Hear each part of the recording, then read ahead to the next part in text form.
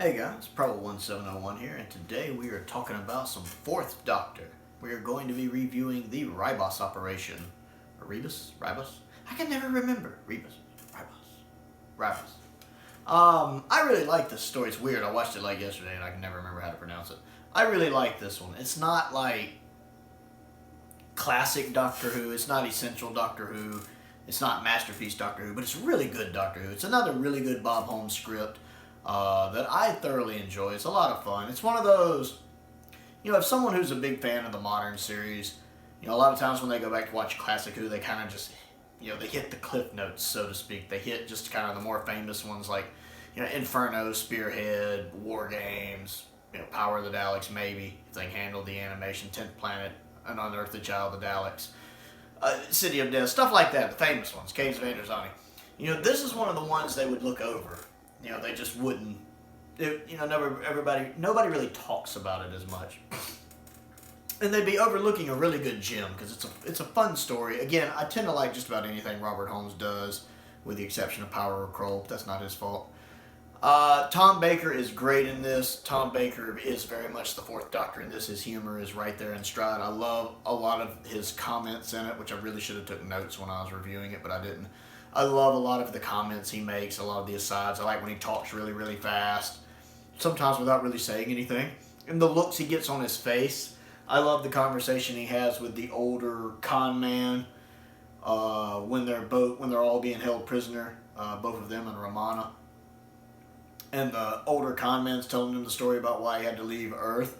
Well, he wanted me to throw in, like, the Golden Gate Bridge for free. And, of course, you wouldn't do that, right? Well, no, of course I have my principles. I love that conversation because it was very amusing. And they had a nice little rapport going there. And I found that scene really nice and really funny. And I really like Romana 1 a lot. I do like Mary Tam better as Romana.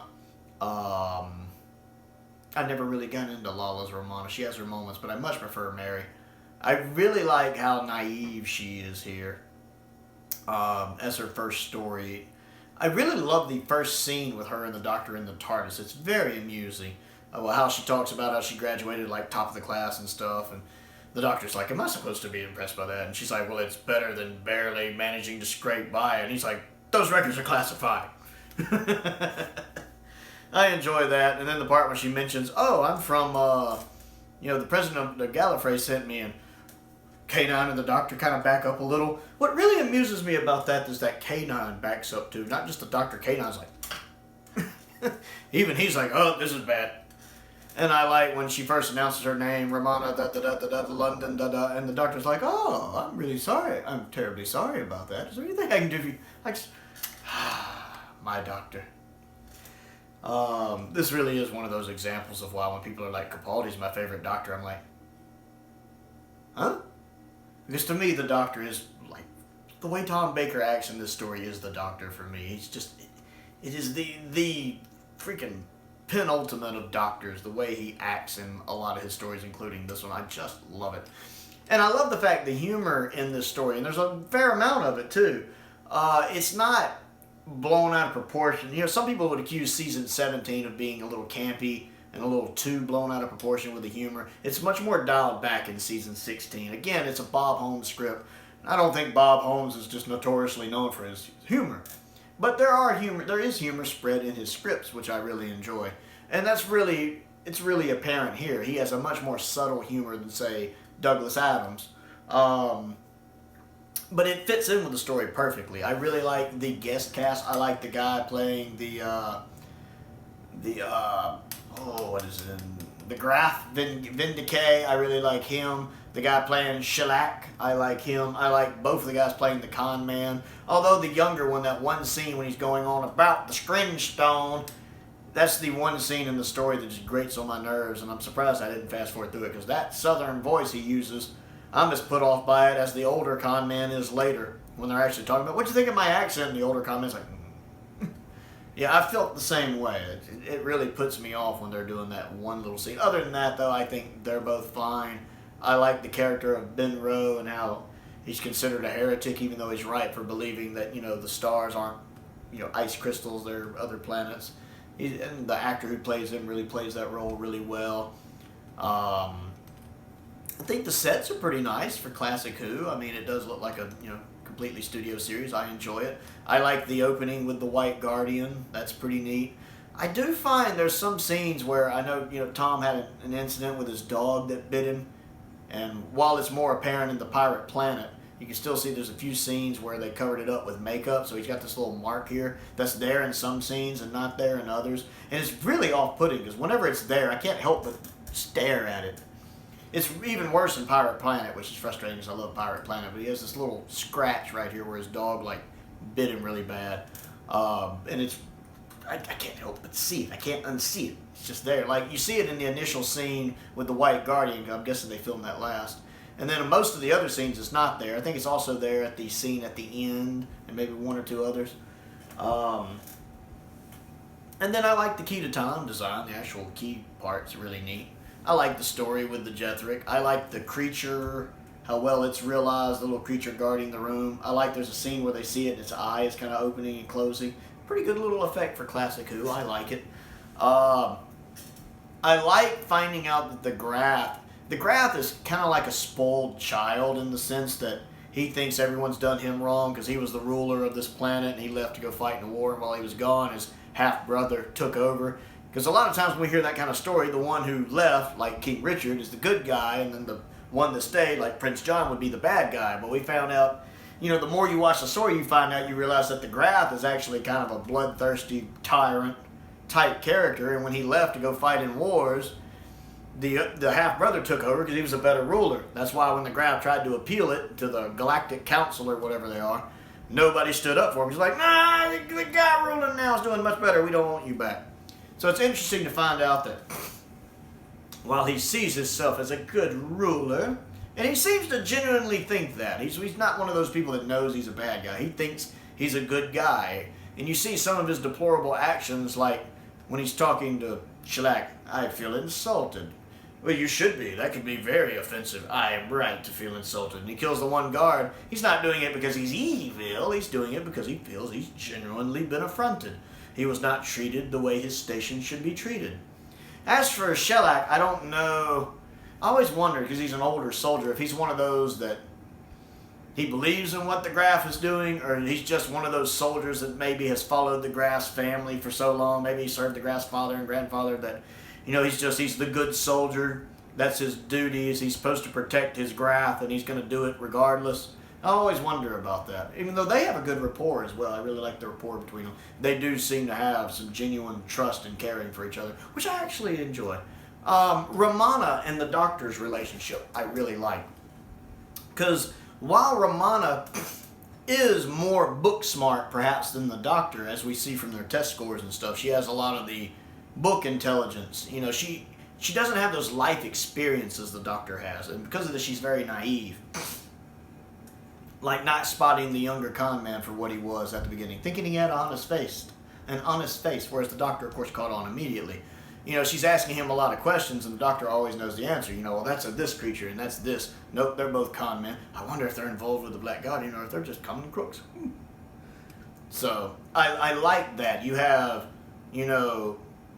knowledge and naivety versus perhaps not as much knowledge, but experience. So she could be book smart more so than Tom or the Doctor, but again, she hasn't lived yet. She doesn't have those lifelong experiences that we get as we get older. It's kind of like if you've ever dated someone excuse me, if you've ever dated someone considerably younger, like more than 10 years younger than you. I have. And when I was 33, I was dating a girl that was 22.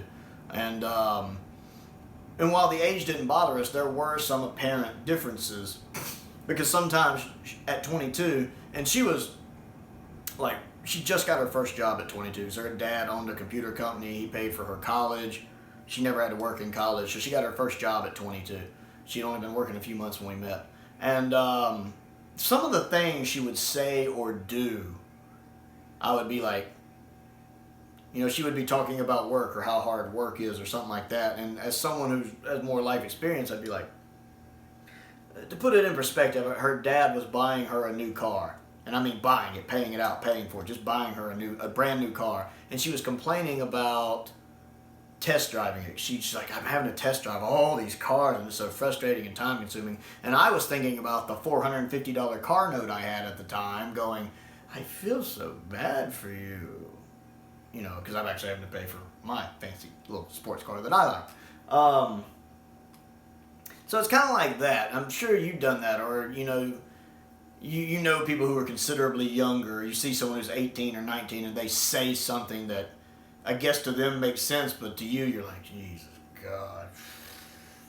It's kind of like when you read, it's kind of like reading a Doctor Who article by Screen Rant, and you're just reading it going, how old is this twit? You know, you're sitting there going, I think somebody has an article up about why Chris Chibnall is the best, you know, showrunner of Doctor Who of all time, and I'm like, that could be the stupidest thing I've ever heard in my life. Could literally be the stupidest thing I've ever heard in my life. I live in America. I've heard a lot of stupid things. But, and it really is that experience. I really got off on a tangent about that. But that experience, but I like that. They have a different kind of mentor-student relationship than Leela.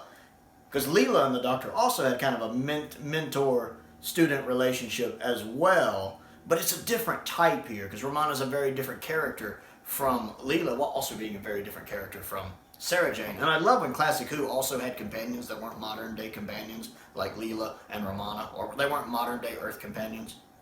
I mean, Romana is a Time Lord herself. She's just a young one. She's 140 at this point. She doesn't have those life experiences. So it's neat to kind of see her not understanding a lot of the things going on, like how the Grath is, how the con men are, just because she hasn't had anything in her life teach her those lessons. Because I firmly believe there are some lessons in life that no one can tell you, no one can teach you. You just have to live them to learn them. You just have to learn some of them as you live. A lot of you probably know what I'm talking about. You just, no matter how much somebody tells you, you're not going to know it until you've experienced it and lived it. And it is nice to watch Romana grow over the course of her time in the TARDIS. She's a very different person by the time she leaves in Warrior's Gate, physically and just the way she's grown as a character, which I really, really enjoy. One of my complaints about the story, I don't like that the Graf doesn't have a lot of guards with him. You know, considering how dangerous he's supposed to be, he's only got like 3 or 4 or 5 guards. It's kind of like the Daleks in the original version of Day of the Daleks, where it's very obvious they only had like 3 Daleks, not a lot of them. Like the battle would make you think. It's the same here. I wish they could have afforded more guards. He talks about in the past how he used to have legions. I'm guessing just over the course of his campaigns, most of them have been killed off. But you would think someone of his stature, even though he's kind of in exile at this point, he would have more loyal guards, at least a couple dozen, something, more than that, some hiding on the ship, something. But I've had a really hard time trying to review this, my second attempt at it. It is a good story, though. It's good Doctor Who. I like it. I like the guest cast. I love the Doctor in it. I really like Mary Tam. Is it essential Doctor Who? No. But is it, like, really good Doctor Who? I think so. I'm not going to put it in tier 1 or great, fantastic, but I always enjoy when I watch it. I've watched it probably, I'd say this is probably the 5th time I've ever seen it. It is one I like to go back to every year or two. I really think it's good. If you haven't seen it, give it a shot and see if you like it. You know, that way you're not just hitting, you know, if you're someone who only watches the modern series, you're not just hitting the big names, you're hitting some of the other ones too, because you don't want to miss out on a really nice underrated gem. So what do you think of the Ribos operation? I would like to know what you think. Comment down below and let me know. I always enjoy hearing from you guys. Other things to do, click the like button, click the subscribe button, click the bell for notifications so you never miss out on a new video. I also have a Patreon if you like what I do and want to contribute to what I do. Check that out. There's a link to that down in the description below. Most importantly, though, thank you for watching.